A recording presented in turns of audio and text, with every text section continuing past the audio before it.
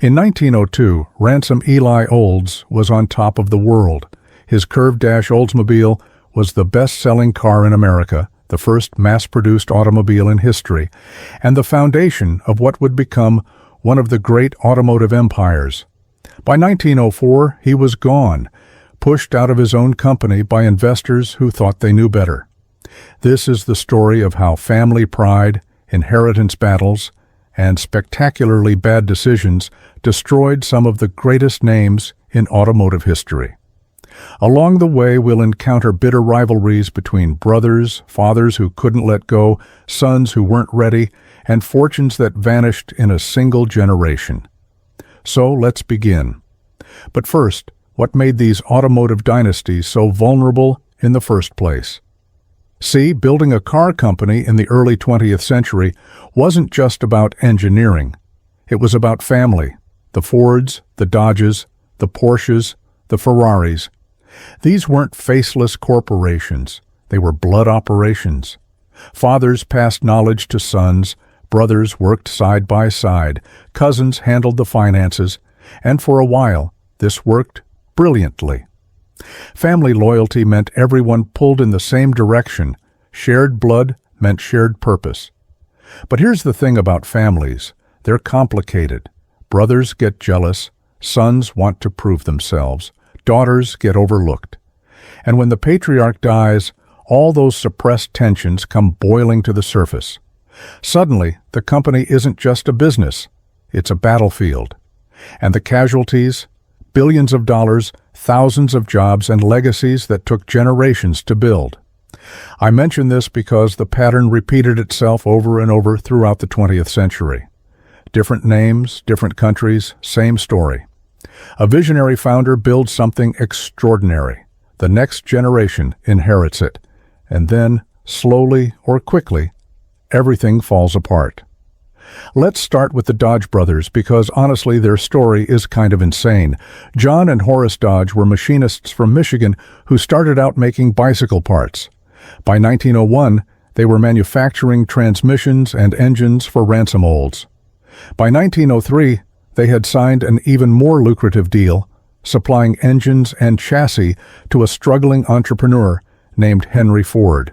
The Dodges didn't just supply parts, they owned 10% of Ford Motor Company. When Ford started printing money with the Model T, so did the Dodges. By 1914, the brothers had made enough to start their own car company. Dodge Brothers Motor Vehicle Company launched with a rugged, reliable automobile that quickly became the third best-selling car in America. The brothers were worth an estimated $50 million each. And then, in January 1920, John Dodge caught pneumonia at the New York Auto Show. He died within days.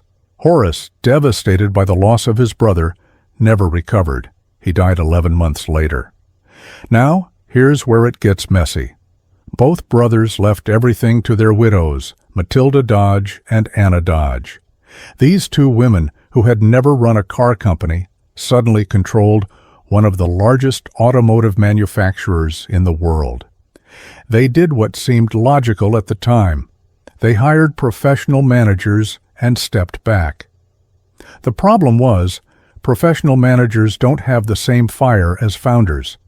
Within 8 years, the widows sold Dodge Brothers to a banking consortium for $146 million, one of the largest cash transactions in American history at that point. The bankers merged Dodge with Chrysler in 1928. The Dodge name survived, but the Dodge family? Gone. 2 deaths, 2 widows, and one of the great automotive dynasties simply evaporated. But at least the Dodge situation was relatively clean. Nobody was fighting. Nobody was suing. The money was distributed, the company was sold, and everyone moved on. That's not how it usually works. Take the Porsche family. Actually, let me back up. The Porsche-Piëch family, because this story involves not one dynasty but 2, locked in a struggle that lasted decades. Ferdinand Porsche designed the Volkswagen Beetle for Adolf Hitler. After the war, his son Ferry Porsche founded Porsche AG in 1948.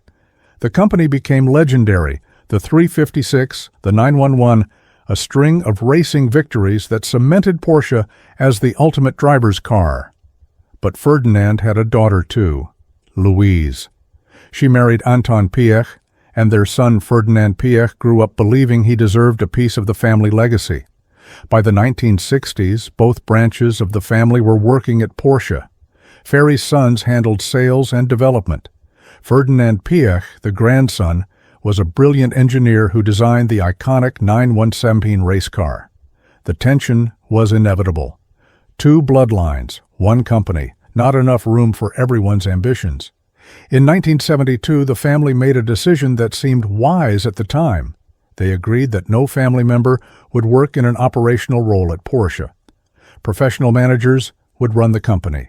The Porsches and Piëchs would remain shareholders but step back from day-to-day operations.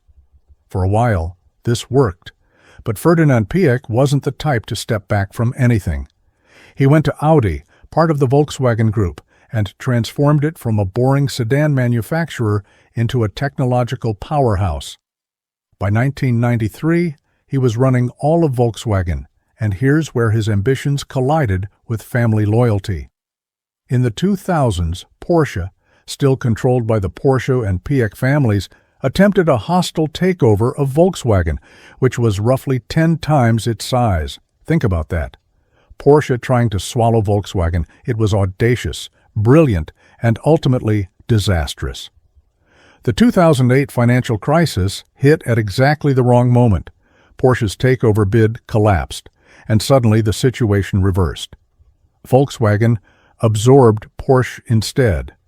Ferdinand Piëch, the Piëch branch's champion, emerged as chairman of the combined entity. The Porsche branch? They kept their shares but lost their company.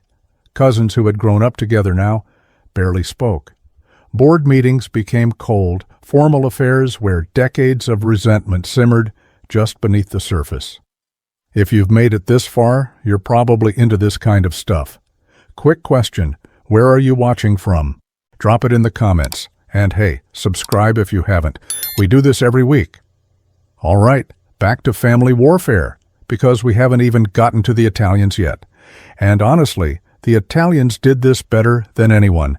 Enzo Ferrari founded Ferrari in 1947 after decades of racing for Alfa Romeo. He was brilliant, ruthless, and absolutely impossible to work with. His management style could charitably be described as Machiavellian.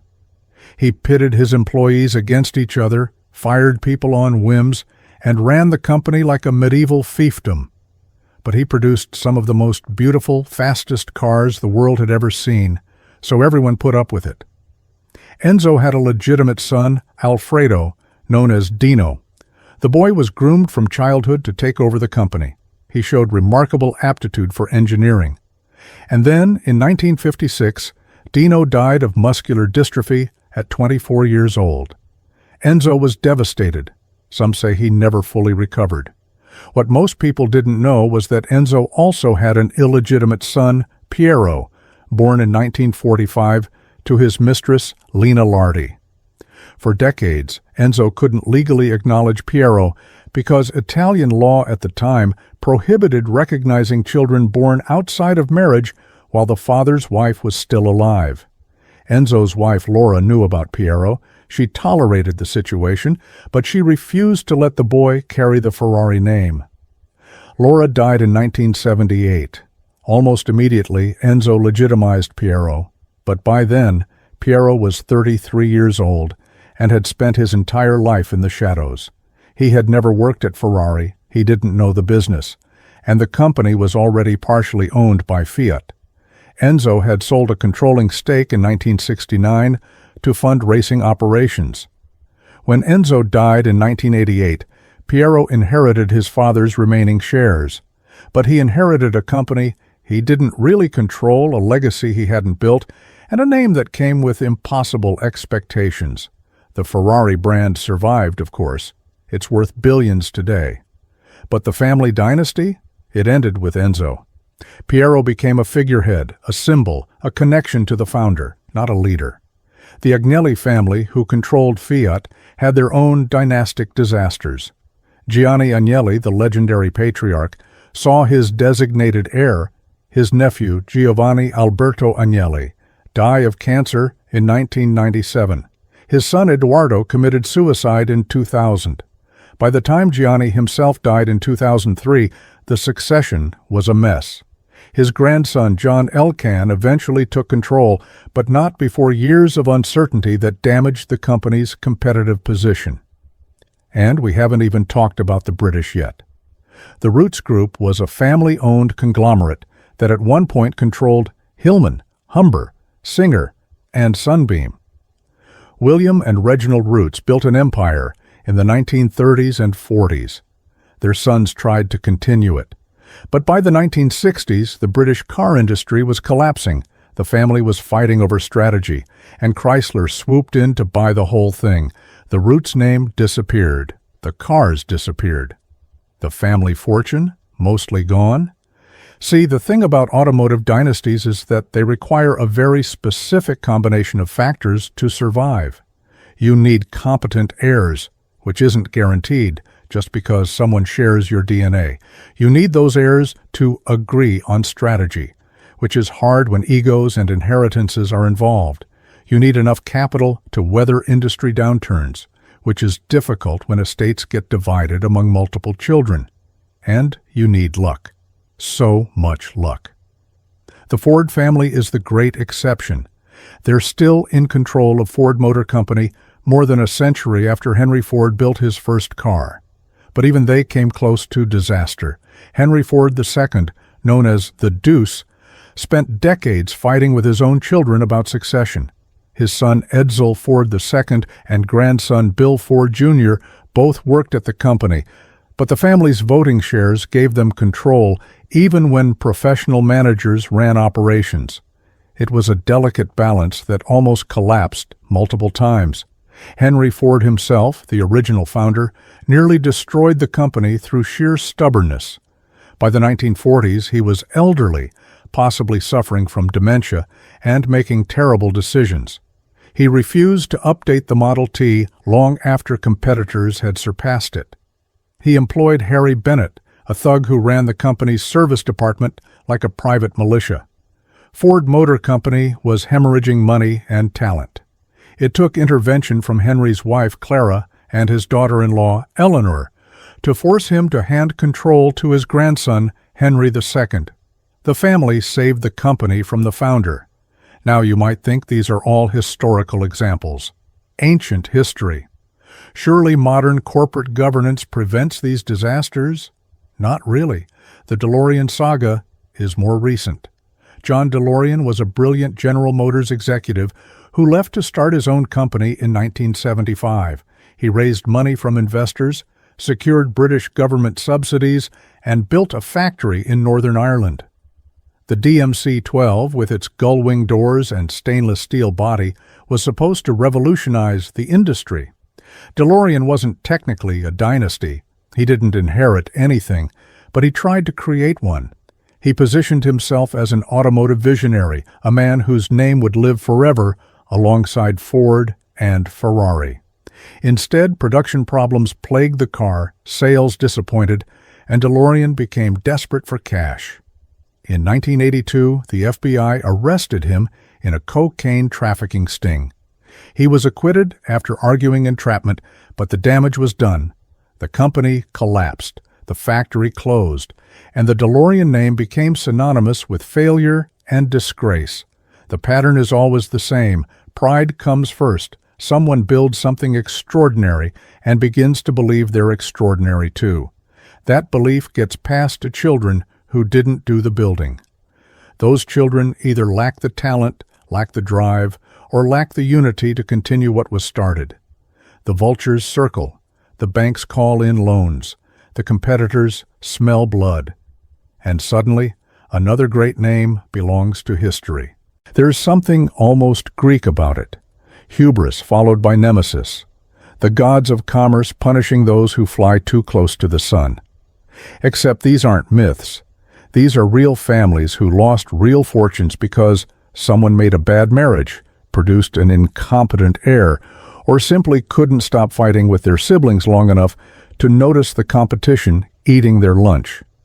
The British car industry is essentially a graveyard of family dynasties. Austin, Morris, Jaguar, Bentley, Rolls-Royce, all of them started as family businesses. All of them eventually ended up owned by foreign conglomerates. BMW owns Rolls-Royce now.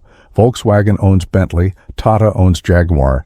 The families cashed out, lost control, or simply ran out of competent successors. And it's not just car manufacturers. The dynasties that supplied them suffered too. The Lucas family built the biggest automotive electrical supplier in Britain. Lucas Industries made starters, alternators, and lighting systems for virtually every British car. By the 1990s, mismanagement and family disputes had weakened the company so badly that it was absorbed by an American conglomerate. I want you to consider what all these stories have in common. It's not incompetence exactly. Many of these heirs were perfectly intelligent people. It's not greed exactly. Most of them genuinely believed they were doing what was best for the family legacy. It's something more subtle. It's the curse of inherited success. When you build something from nothing, you know exactly how hard it was. You remember the sleepless nights, the near bankruptcies, the moment when one wrong decision would have ended everything. That knowledge keeps you humble. It keeps you hungry. But your children? They grow up with wealth. They grow up with the family name opening doors. They never knew the struggle, so they can't appreciate what they're protecting. The Lamborghini story illustrates this perfectly. Ferruccio Lamborghini made his fortune building tractors after World War II. He bought a Ferrari, complained about the clutch, and supposedly got into an argument with Enzo Ferrari about it. In 1963, out of spite and pride, Ferruccio started his own sports car company to show Ferrari how it should be done. The early Lamborghinis were stunning. The Miura is still considered one of the most beautiful cars ever made. But Ferruccio was a tractor man, not a car man. By 1974, he had sold his stake and retired. The company changed hands repeatedly. Chrysler owned it for a while, then Indonesian investors, then Volkswagen's Audi division finally bought it in 1998. The Lamborghini family built one of the most iconic brands in automotive history. They owned it for 11 years. The De Tomaso story is even stranger. Alejandro De Tomaso was an Argentine racing driver who moved to Italy and started building cars in 1959. His company produced the Mangusta and the Pantera, sold through Ford dealers in America. At one point, De Tomaso controlled Maserati, Innocenti, and several other Italian brands. He was building a dynasty. But he had no children who wanted to continue the business, and his management style alienated potential successors. When he died in 2003, the empire collapsed almost immediately. The brands were sold off, the factories closed. De Tomaso exists today only as a briefly revived nameplate. What's the lesson here? Maybe there isn't one. Maybe some enterprises are simply too dependent on their founders to survive the transition to the next generation. Maybe family businesses are inherently fragile, held together by personal relationships that dissolve when the original players leave the stage. Or maybe the lesson is simpler.